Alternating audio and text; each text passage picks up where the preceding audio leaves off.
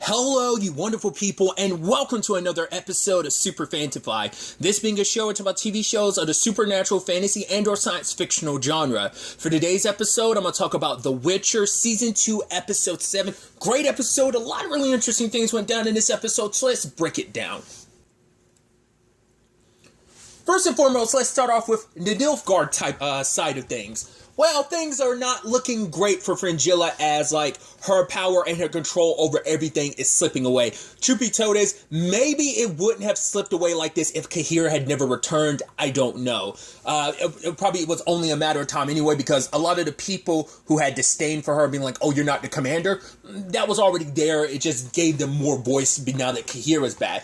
Cahir was never outwardly against her, but he did kind of not side with, a lot of her decisions.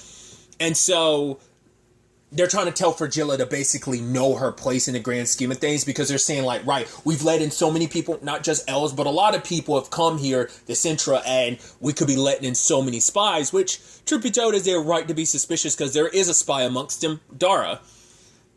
And so when the time comes, Fringilla's in this complicated situation because Amir is coming soon. It's right, I'm going to have to, balance this out, because Cahir's the last thing we want is chaos to be reigning supreme right now, so we're going to probably have to meet this situation with a heavy hand.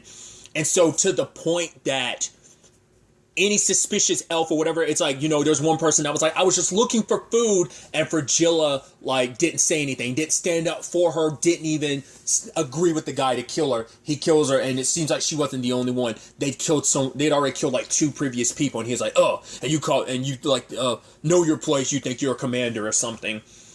And Fringilla tried to go to Filavandro as well as Francesca to ask them that right, you missed out on training, because that makes it seem like the elves aren't down with Nilfgaard anymore, which now they're not. They got what they wanted. It's yes, something beautiful came about this union, but now that they've kind of got what they want, they don't want to sacrifice that on the battlefield fighting someone else's war. But in Fringilla's mind, it's this is your war.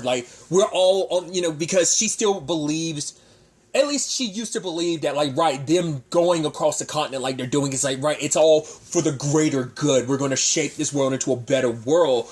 But she's also lost a little insight to that, because now she's viewing this from a position of, it's what the Deathless Mother wants. It's right, she's fighting so desperately to hold on to her power. And, Francesca is right, we are friends, but the thing is, yes, you helped bring this baby into the world, you helped us, you are my friend, but this baby is my blood, and that kind of takes precedent, and I need to focus on protecting that rather than going to war. And Frigilla's damn it, because at least she was hoping if she could get the elves back in line. She's trying to, have everything. She's trying to appease the Nilfgaards while also trying to appease the elves. Like I said, there was some perfect equilibrium that was going on for a short time, but it was only a matter of time when it came crumbling down, because the baby, was supposed to be a right, it's supposed to solidify things, when in actuality it ended up being the breaking point to all this, because what they both want, what Nilfgaard wants and what the elves want, what Francesca wants, what Fringilla wants, is not congruent with each other, and so there'd be that issue. Because I brought up the fact is, I love that I thought it was interesting that their situations were connected, because Yennefer's whole situation with the Deathless Mother,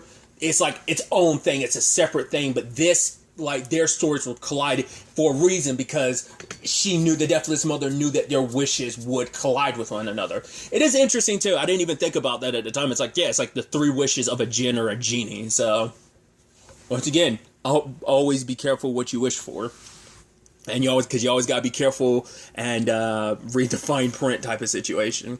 So Fringilla, feeling like she was backed into a corner, she immediately talks to her uncle. She's right, I know Aretusa is going to be on high alert. I know they sense me coming in, but it's right, I need your help, uncle. I'm going to need to get away from Nilfgaard. And the fact is that the elves, they're not on your side, which even he was to say it was right that, we don't have to worry about the elves. But it's so Nilfgaard is going to be left kind of high and dry. And her uncle's the sad thing is, rather than supporting her, because she even said for the first time, please help me. But he's fine, but you're going to have to plead your case. You're going to have to apologize. She's apologize for siding with Nilfgaard.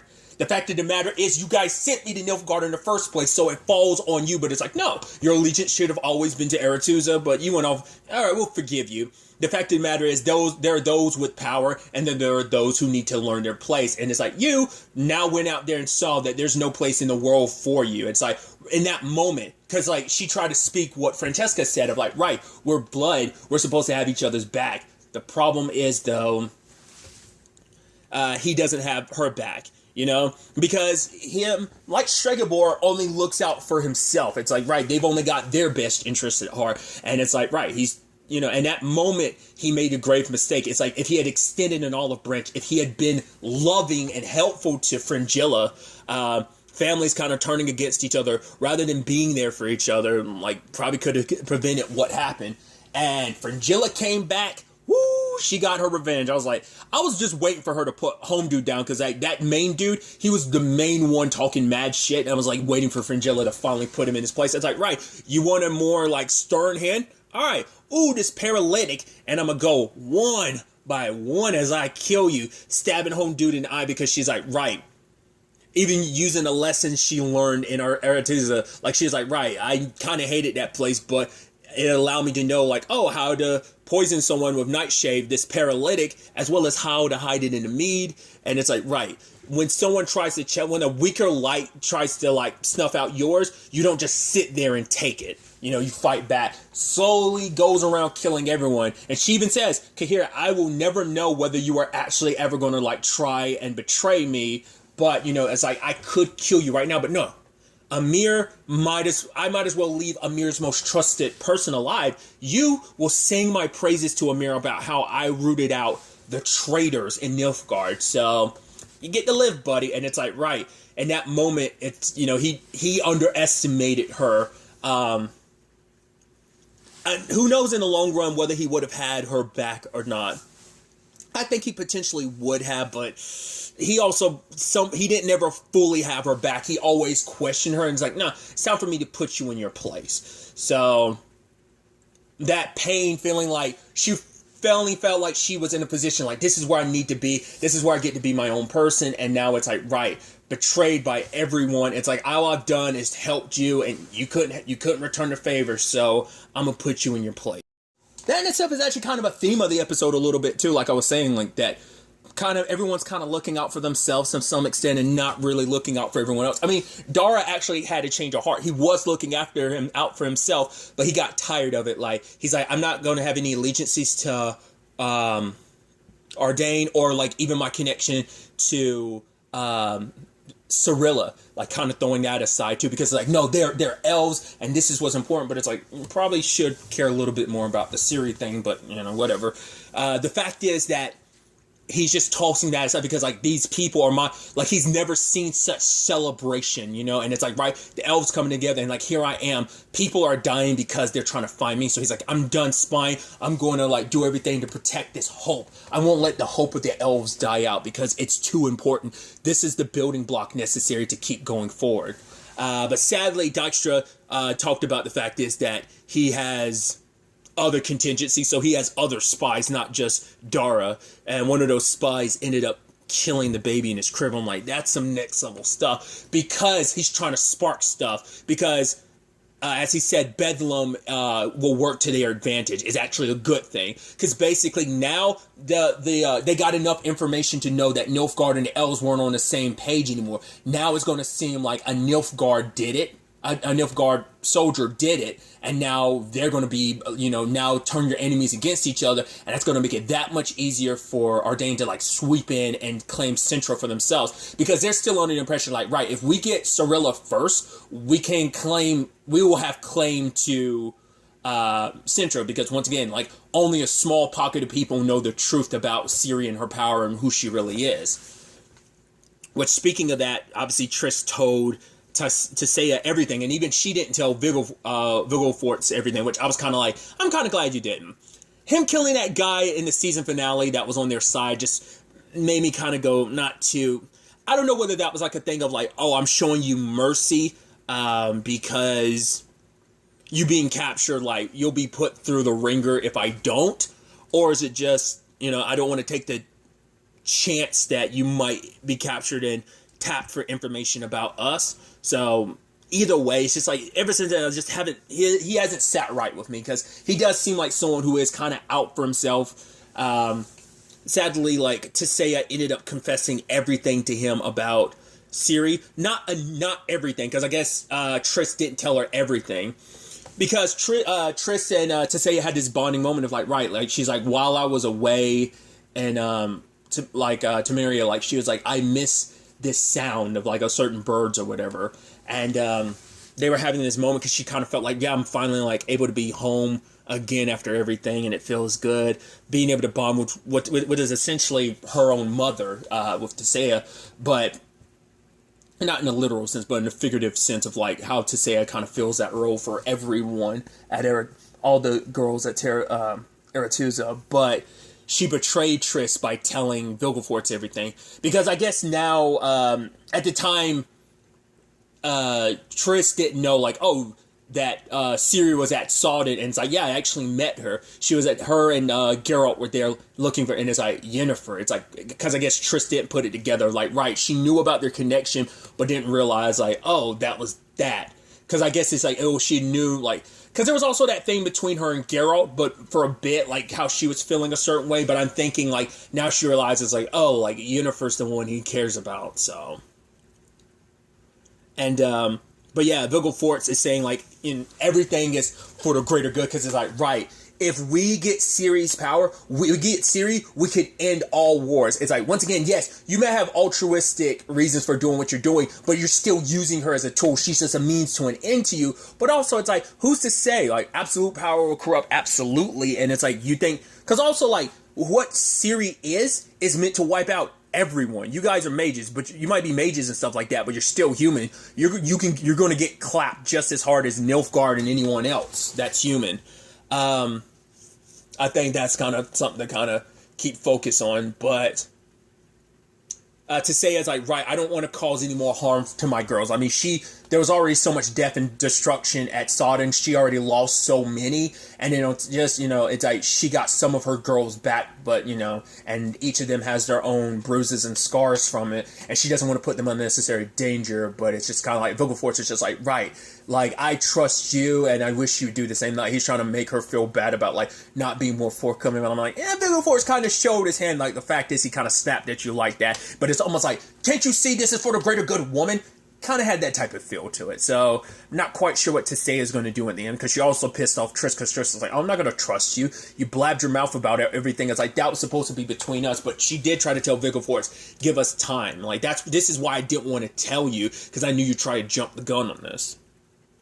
Especially when you had Fringilla's uncle as well as Stragobor ready to kind of go to war and everything like that, because it's like, right, the elves and Nilfgaard, we gotta like strike while the iron's hot. Like this is before they, Fringilla's uncle found out about the elves not being 100% on the side of Nilfgaard in the long run. But so Aretuza's working their own plays and plans.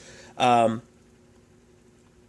the same time, Geralt ends up tracking down Yassir, who's working his magic in the sale, coming up with a new song, and it's just like, oh, it's so good. And the guard's just like, you know what, I'm gonna come in here, I'm gonna cut your tongue off or something like that. But Geralt shows up, and obviously it's like, no, you're gonna listen to me, Geralt. Like, you said some very hurtful things, and he's like, yes, here, I need your help. And he's like, all right, fine. Guys, I gotta go. It was nice working with you, because he even talked about, guys, like, your harmonies were a little pitchy at that point. And Geralt's looking at him, he's like, what? I made new friends, get over it. And so he gets filled in about everything. He even fills Geralt in about Yennefer, and it's like, he knows first and foremost what this is. He knows the Deathless Mother, and I was like, I knew it. She's the demon, like the story that Vesemir told Ciri a couple episodes back about the Witchers the first Witchers locking away a demon in the forest. I freaking knew it was her, but it's like, yeah, they finally confirmed like it's 100% her. So when Geralt heard the spell, he knew, like, I get the story's been passed down from generation to generation, because she's a monster that's not dead. She's sealed away in a forest, in particular in a hut, and so now it's like. But for for Geralt, he's like, despite everything, Yennefer would never actually do something like that. But then Jaskier's like, right, but if she's desperate enough, and it's like, right, they've seen and known a desperate enough Yennefer to go for what she wants, for whatever means necessary. I mean, so on their trek, though, they end up running into the guys from episode 6 of the last episode. It's like, hey, like Ziggurin and his people. I was like, yo, and he's happy to see Geralt, but then like Jaskier's introducing himself again. He's like, I know. So it's like, right, they're not enjoying like the life of what they like got after like the whole thing with the dragon situation last season. They're actually like guarding stuff for the king. It's like, yeah, the pay's better. Plus, I think it allows them to kind of go out adventuring and stuff too. So Geralt asked them for help, and he's like, normally I tell you to basically go eat shit, but right, when you're out here, we help. And it's like, oh, what kind of mission is it? And it's like, if you mind, if I ask, he's like, I do, and goes on. He's like, oh, a secretive mission. He's like, they're kind of like, all right, boys, let's go out for adventure. And they're like, yeah. Because apparently because I love that. I wonder, is that a joke? Because are any of the other people the same? Because Jaskier's like, oh, I remember you guys. He's like, actually, I don't remember any of these guys' faces. Like, either it's supposed to be, it's the exact same actors, but like Ziggurin's the only one you really got to hear talk. He's the only one I think had any actual dialogue last season, so maybe that's supposed to be a little cheekiness about that, like, right, because they were just in the background. Or that'd be funny if like they are different actors, but it's just them being cheeky about like, oh yeah, like that's why Jaskier doesn't remember them. But it's like, I think it's meant to just show that he's such a douche that he doesn't remember the others, because he didn't really talk to them. The only one that really talked was Ziggurin. But it's like, yeah, he also gets a new horse out of it. He's like, you're not usually my type, but yeah, this will work in this do. So on the way there, I thought it was interesting because it's like Geralt's talking about, like, it's like, right, so what the Deathless Mother feeds on pain and stuff like that, but like, so what's she going to do? Like, she's going to gobble up Ciri, like, in the grand scheme of things. But even he talks about, I am surprised you went after her. It's like, yeah, you said, like, the whole stink you made about the whole Ciri thing, and lo and behold, you ended up taking her under your wing. He's like, I thought leaving Ciri behind was, like, the best thing. Because he thought, like, it was best for everyone. It's like, I can't do anything to protect her. He just felt like him being the Witcher that he is like, who am I to, like, try and take care of some child? But he was like, I was wrong. And now it's like, now he's also thinking, like, right, when it comes to Yennefer, well, I'll probably have to kill her if she hurts Ciri. And he's like, oh yeah, of course we'll have to kill her. Like, yeah, we'll definitely have to kill her. Have to get a good stick to stab her. But it's like, right, you change, but what's to say that Yennefer didn't change either? The fact of the matter is, it's like, yeah, she's scared and, like, afraid. And, he's like, right, but that's what friends are for, that always find their way back to you no matter what happens. And it's like, but he does apologize to Jaskier. He's like, I am sorry. And he's just like, oh, there you go again. You're so emotional. It's just like, talky talk. It's just like, blah, blah, blah. And just like, oh, you never stop. He's like, shut up, Jaskier. He's like, no, you shut up. I did a perfect impression of you. He's like, oh, I'm Geralt, and I can't, like, I'm so in touch with my emotion. I'm paraphrasing, but I love it. It's just like, I did a perfect impression of you. But at the same time, Yennefer and Ciri are making their trek because they're not, sadly we find out, they're not in Central like I thought they were. They do head there. The house they're actually in is in the lady who took Ciri in at the end of season 1, Zola and her friend, which is heartbreaking because it turns out Rience found his way there. But it's like, right, I haven't lived here for months. It's like, how would anyone know he has connections to people? Well, that must mean Lydia must be connected to someone from Nilfgaard to have that type of information. Because the sad thing is, that family didn't just help Ciri. Like, the father is the one who helped Geralt. It's like, it's sad to know, like, him, their son, and his wife are gone. It's like, that's heartbreaking. It's like, right, and for that just beats, like, it hits Ciri even more, because it's like, right, every time I turn around, the people, like, who are around me end up getting hurt because of me. And so it's like, right, and Yennefer lets her believe, like, nah, they probably have Geralt. They'll try to use him to get used. Like, right, we have to get the Sintra to free him. And she doesn't want Yennefer around because she doesn't want anything to happen. But it's like, right, if anything happens to you, Geralt would never forgive me. And so Yennefer is letting her desire for her power to, like, take control. But over the trek, they end up talking a little bit. And it's like, right, she's like, wow, you really care for Geralt. It's like, yeah, he could, Ciri's like, he could be this, he could be that, but still, like, he's always ever done is protect me. It's like, oh, he's your because, it's like, oh, he's your protector. And she's like, he's the father I never had. I was like, oh, that's beautiful. And she even asked, like, what happened between you and Geralt? It's like, oh, this and that. And Ciri's like, you love him too. And in that moment, like, Yennefer had to stop and just kind of be like, well, let's keep going. Because it's like, yes, despite everything, because when they saw each other again, she was so happy. She didn't know the child she was coming after, once again, was going to be Geralt. It didn't stop her the moment she found out. But over the trek of it, she is starting to feel more and more guilty about it, though. And so she ended up...